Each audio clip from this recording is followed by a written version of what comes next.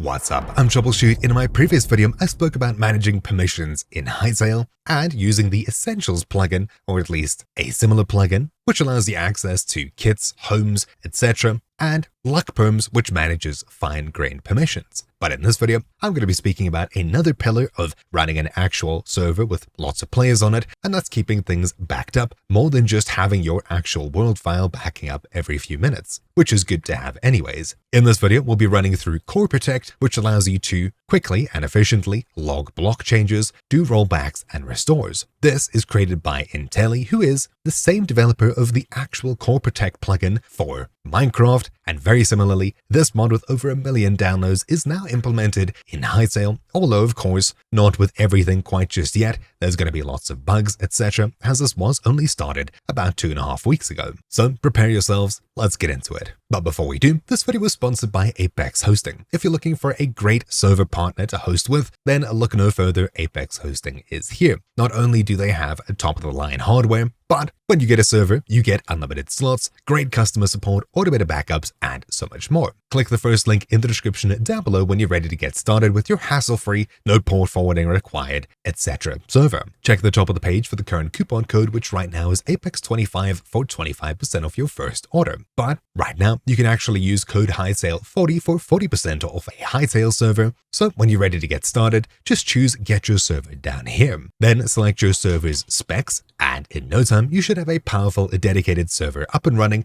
24/7 for you and your friends to hop in and out of. A huge shout out to Apex Hosting for sponsoring this guide. So, CoreProtect. Obviously, plugins like these are super detailed, although this one not as detailed as Lookup, for example, which we ran through lightly in the previous video. There's still a lot of ground to cover, so try and keep up. First of all, we'll start off by installing the plugin. I'll just download, and we'll add it to our server's mod folder. If you haven't installed mods yet, open up your Hytale server folder if you're running it locally, or alternatively pull up something similar on a cloud provider like Apex Hosting and open up your mods folder, where inside of here, we can drop different mods that'll load the next time we restart our server. If I just drag CoreProtect into here, we've now successfully installed this plugin, and on the next restart, it should start working straight away. Lookup is a great plugin and it's super powerful, but just to keep things simple for this video, I'll be removing it temporarily just so we get access to everything by default. Restarting our server, you should see that inside of the same mods folder, a CoreProtect folder appears with a config file where we can customize a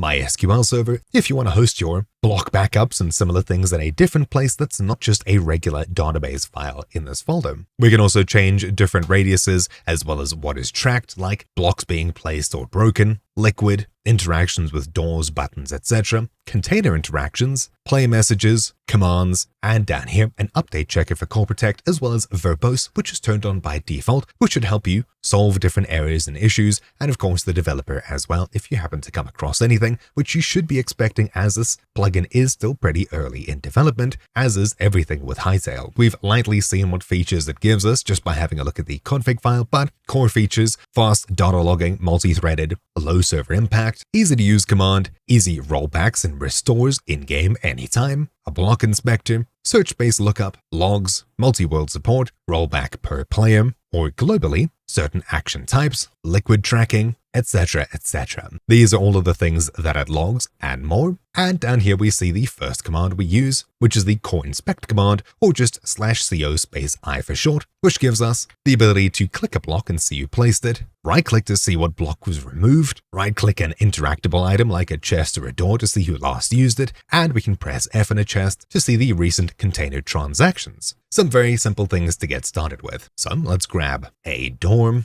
a chest, there we go, and we'll put these down next to each other, 2 doors or more, and we'll actually interact with this door and maybe, let's not do that, this chest over here will put some things inside. There we go. We've done some interactions on our server. We can now use /co_i to bring up the inspector mode, and now we can interact with things. Let's left click this door, and it says that Techno used village door and placed it how long ago, so we know exactly who did what here. If we right click with a block, say over here, it'll tell us if there was ever a block here previously, which there hasn't been. We can left click, no data was found on these different blocks, so nobody's actually interacted with these, which is fine. If we left-click this door here, it says we placed it, but we never used it, which is true. We only used the door on the right. And over here, this chest we placed, but this one we actually interacted with, and if we open it with F, you can see that we added these different items at what time and who did it. So if you're currently fighting a griefer or something along those lines, we can use the same command to disable it. You'll see exactly who put duplicated items in a chest, who took them out, etc. Where, now if we activate it again and interact, there you go, you can see the last few actions, which were placing items in and taking them out. And as there are pages, we can use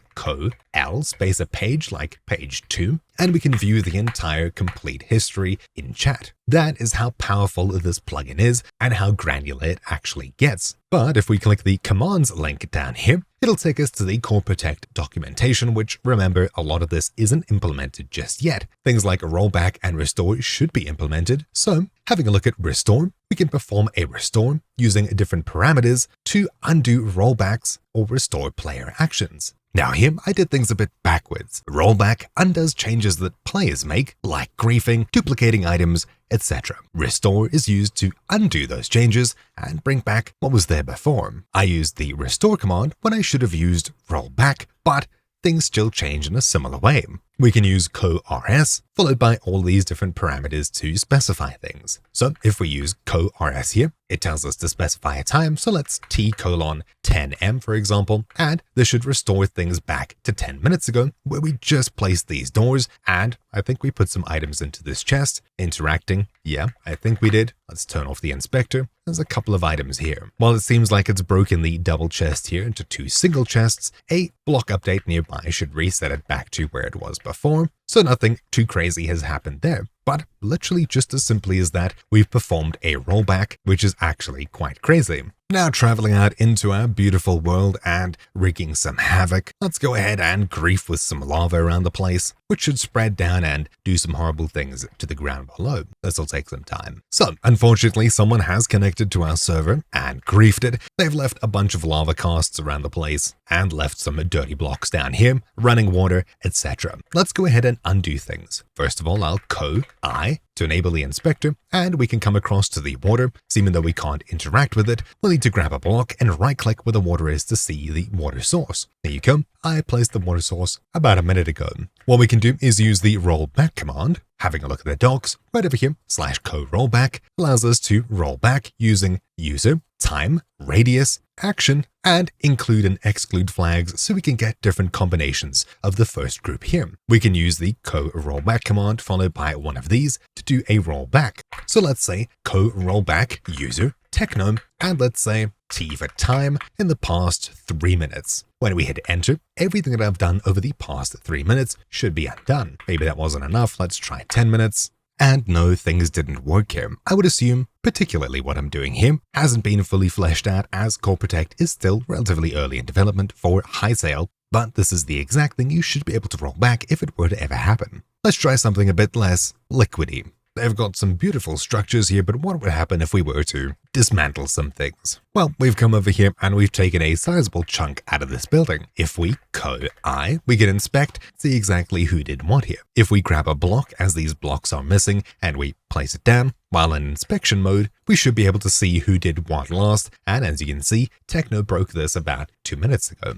What we can do is we can roll back, once more using the rollback command, but this time let's try radius. Let's stand right over here, and let's, using the rollback command, time 5 minutes, and we'll use R for radius, let's say 3. This should only restore 3 blocks worth around my character, and you can see that this portion over here has been restored. Also, it seems like these glass panes are in the wrong orientation, but they definitely were brought back at least. Obviously, that wasn't all the damage. Instead, we can use rollback 5 minutes, user techno, and undo everything that this user did in the past 5 minutes. And there you go. You can see the entire building chunk is back. If you've rolled back too far, you can use the co-restore command to undo a rollback very simply with the same commands.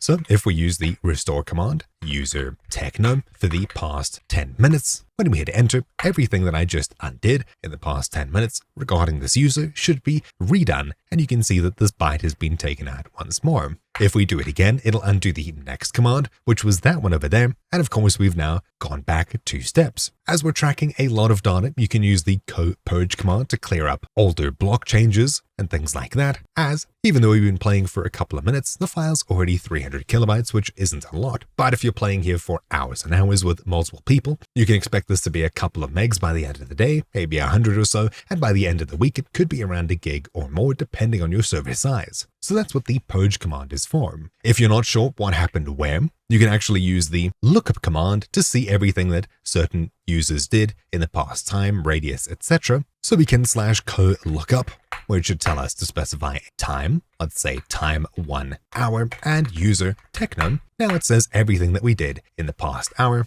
Let's give you a darker thing to look at. There you go. We can then use co-l to change pages. There's page 2, page 10, etc. Scrolling down to example commands, you can see just how granular you can get. You can use commands with users and time specified, multiple users specified with a comma, or individual blocks that were broken, minus meaning removed, plus meaning added by a user, and using different versions of the action, such as added, removed, command, item added, item removed, session changes. We can very easily see a lot of things in incredible detail to track down troublemakers, etc. So if we have a look at commands, using the lookup command, for example, we can lookup action command in the past hour. And over here, we can see all the different commands that were run by different players over the past hour. We can specify an individual player, or instead of a command, we can use chat for any messages sent to chat over the past hour or even longer. I don't think I've said anything here, so